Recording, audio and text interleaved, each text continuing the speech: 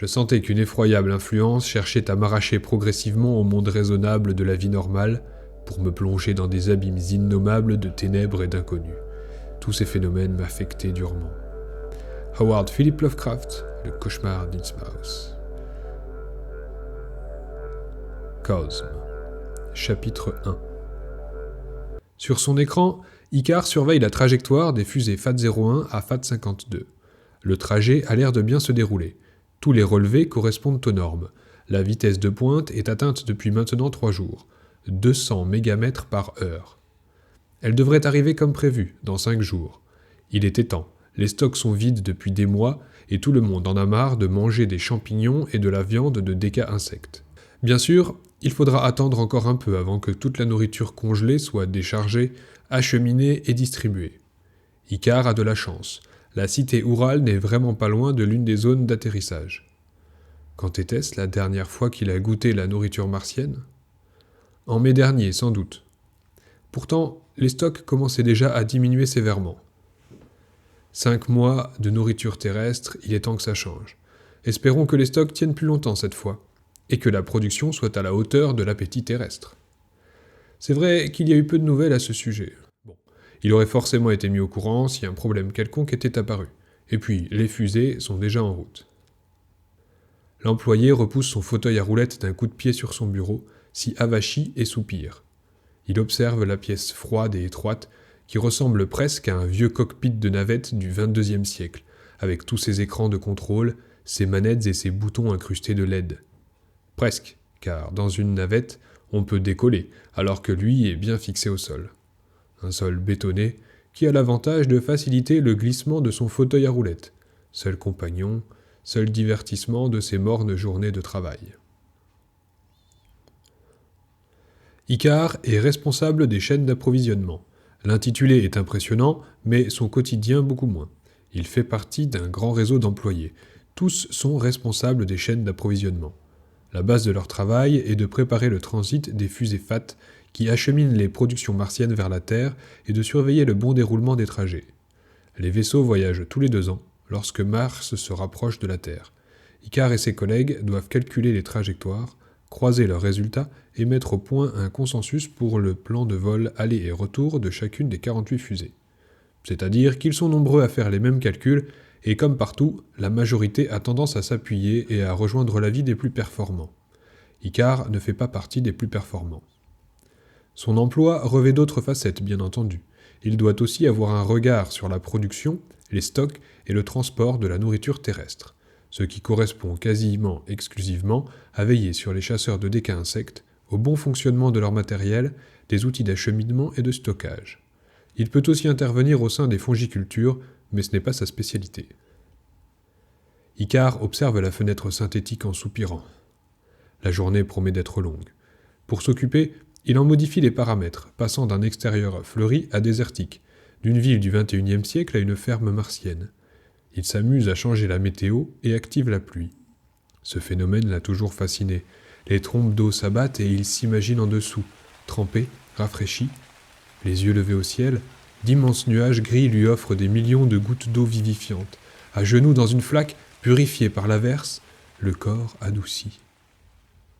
Une lueur clignote soudain pour le sortir de sa rêverie. L'intense lumière verte dans son œil gauche l'avertit d'un message. Il scrolle en passant l'index sur son os zygomatique juste sous les cils. La missive s'affiche alors, projetée par l'implant CI situé dans le corps vitré de son œil.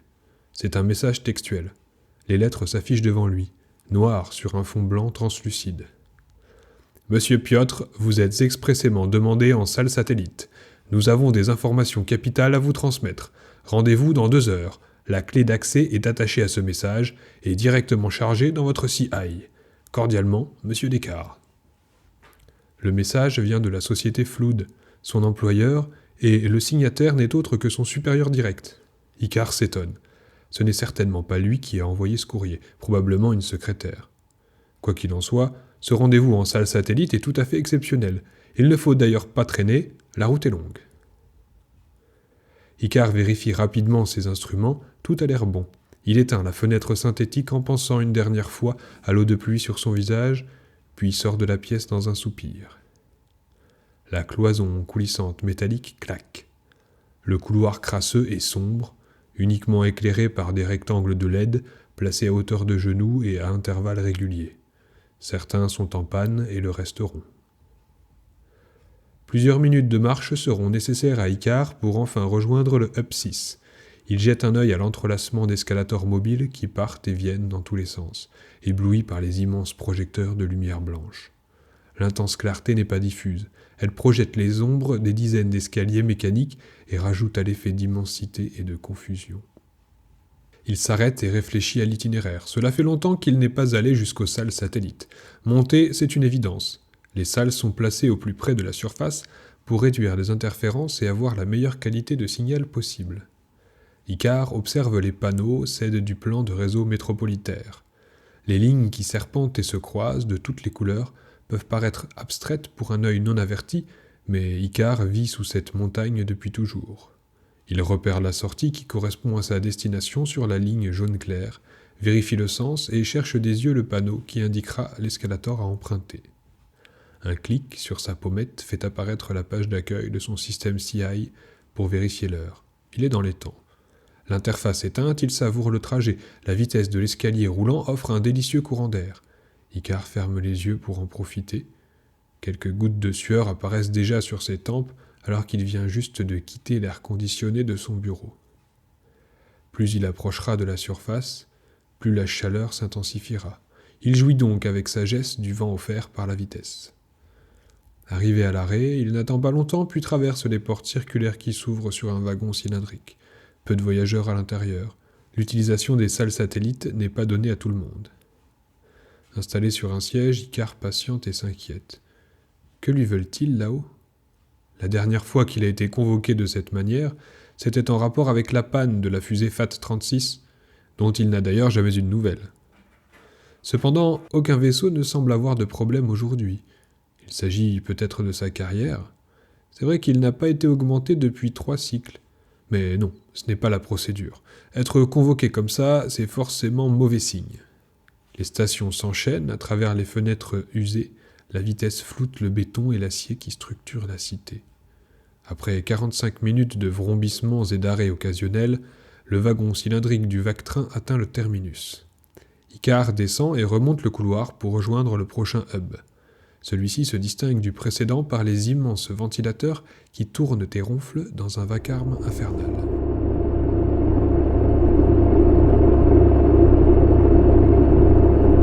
Icare porte les mains à ses oreilles et rejoint rapidement l'escalator qui le mènera vers sa destination. La chaleur se fait sentir, sa peau palpite et ses doigts le démangent. Heureusement que ces sacrés ventilateurs sont là, sinon il commencerait déjà à cuire. Il presse le pas, mal en point, puis lève les yeux vers le plafond haut et noir. À quelle distance de la surface se trouve-t-il désormais ? Trop près, voilà sa conclusion. Il accélère encore sa course et finit par atteindre le hall qui mène aux différentes salles.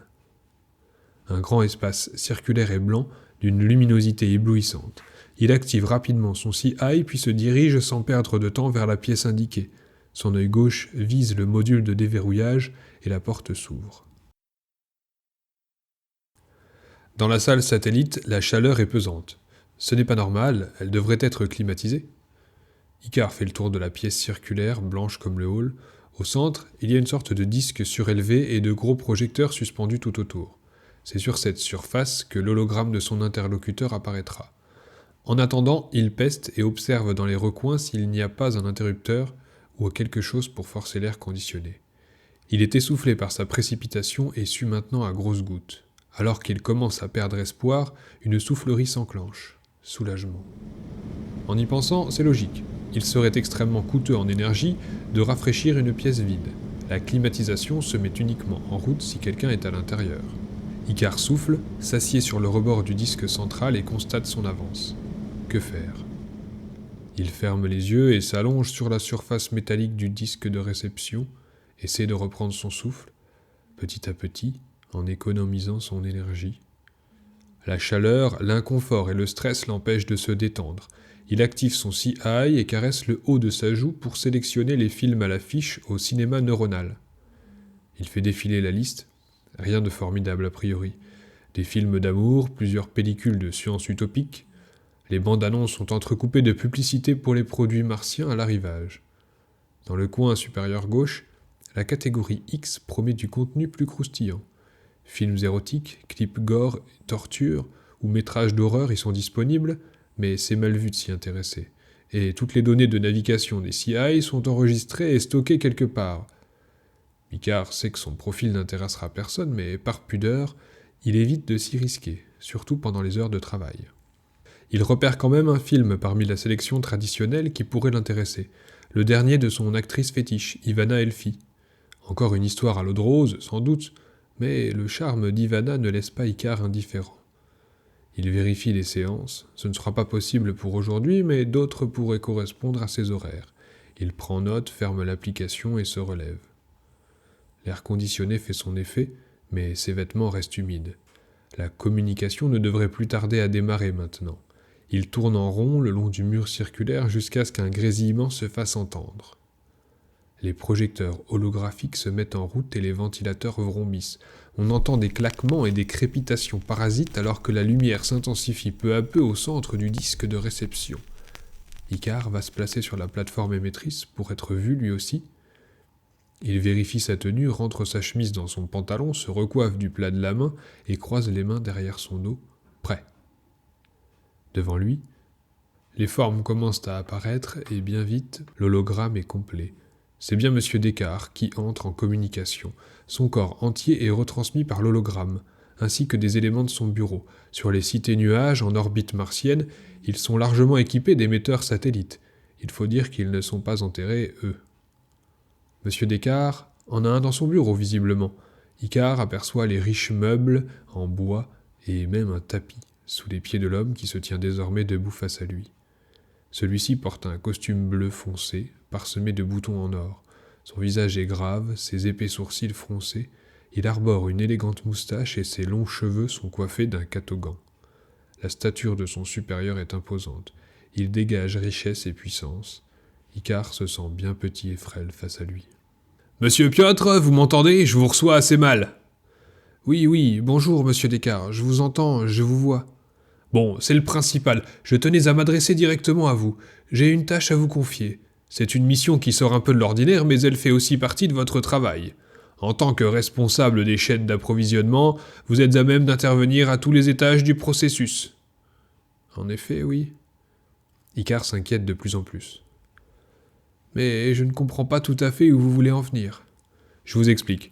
Néanmoins, les informations que je m'apprête à vous délivrer sont confidentielles. Vous ne devrez pas les ébruiter, compris ? Oui, c'est entendu. La situation sur Mars a évolué ces derniers mois. Les productions des sites ouest ne sont plus en expansion, et pire, ces dernières semaines, certains sites sont entrés en décroissance. Le phénomène semble s'étendre de ferme en ferme, et les locaux n'ont aucune explication à fournir. De toute façon, on ne peut pas se fier à ces gens-là. Le conseil d'administration a donc décidé d'envoyer des employés terriens sur Mars pour trouver la cause de cette situation désastreuse et des pistes pour la corriger. Vous m'entendez toujours ? Je vous entends, mais... Il se décompose. Vous voulez que j'aille sur Mars ? Oui. Bien sûr, la raison officielle sera différente. Votre mission publique sera de participer à la ferme. Vous devrez assister les travailleurs dans le but de pouvoir améliorer les chaînes de production. Mais vous m'avez bien compris, votre véritable mission sera d'abord de comprendre ce qui pose problème, de nous en faire un rapport. Dans un deuxième temps, vous devrez imaginer des solutions pour que la production soit vigoureusement relancée.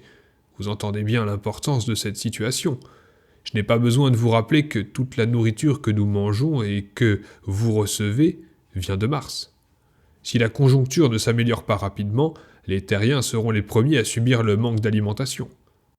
Je comprends bien le problème, oui, mais je ne sais pas si je suis qualifié pour ce genre de... Bien sûr que vous l'êtes, je vous l'ai dit. Cela fait partie des missions qui peuvent vous être confiées dans le cadre de vos responsabilités. Vous ne serez pas seul sur place. Certains de vos collègues seront envoyés dans d'autres sites pour maximiser l'obtention de résultats. Vous embarquerez dans la fusée FAT-12, atterrirez à l'aéroport de la zone ouest et serez acheminé vers la ferme WE-52. Une fois là-bas, vous vous familiariserez avec les travailleurs et participerez à leurs tâches pour comprendre ce qui cloche. Vous serez logé à la ferme. Nous vous contacterons par l'intermédiaire de votre CI si besoin, et vous pourrez nous joindre par le même biais dès que vous aurez des pistes. Tout cela est-il bien clair ? C'est clair, oui, j'embarquerai dans la FAT-12 pour Mars, dans 10 jours après le déchargement. Et en ce qui concerne le retour, combien de temps devrais-je demeurer là-bas? Je reviendrai dans une navette SX? Vous rentrerez à la fin du prochain cycle, dans une fusée FAT. Comment je vais rester sur Math pendant 2 années entières? Oui, j'espère vraiment que nous aurons trouvé des solutions d'ici là. Icare reste sans voix. Cette nouvelle l'abat complètement. Il ne s'attendait vraiment pas à ça. Madame Frau doit arriver dans 2 jours. Elle vous remplacera sur Terre en attendant votre retour. Je compte sur vous pour la former au mieux. Elle vient de la cité Alpes. De la cité Alpes?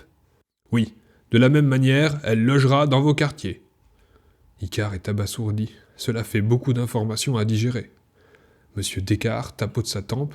Il vérifie quelque chose sur son CI et reprend la parole. Je vais devoir vous laisser, monsieur Piotr. Si vous avez des questions supplémentaires, je vous prierai de joindre directement ma secrétaire. Ne vous inquiétez pas, allez dans la confidence. En revanche, faites bien attention de ne pas ébruiter la situation martienne. Nous ne voulons pas causer de panique. Bien entendu, soyez sans crainte. Au revoir, monsieur Descartes. Au revoir. À peine a-t-il lâché ces mots que l'image disparaît brusquement. Les projecteurs s'éteignent, mais les ventilateurs continuent de souffler dans un bourdonnement pressant. Icare réalise qu'il est couvert de sueur, détrempé. L'odeur âcre de la sueur se mélange à celle de l'électronique chaud et lui monte à la tête. Il a l'impression que cette conversation était irréelle. Partir sur Mars? Pendant 2 ans? Travailler à la ferme? Le terrien souffle de bouffées de chaleur. Sa tête bourdonne avec le bruit des ventilateurs, ses yeux gonflent et ses oreilles sifflent. Il ouvre grand la bouche et se met à aspirer l'air comme s'il en manquait. Il lève ses mains pour essuyer son visage couvert de gouttes et réalise qu'elles sont gonflées de sang. Il regarde autour de lui en essayant de gober un maximum d'oxygène. L'air conditionné, il s'est arrêté. Icare se retourne et marche avec effort pour rejoindre au plus vite l'escalator salvateur.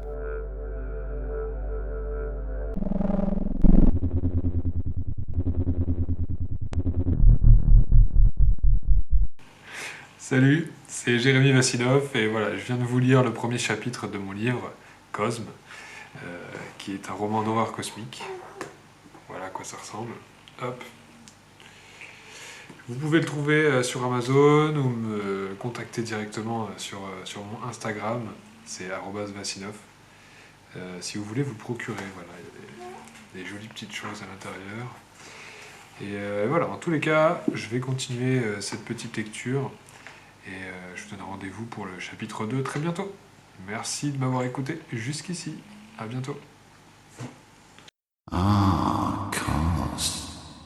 Or some say cosm.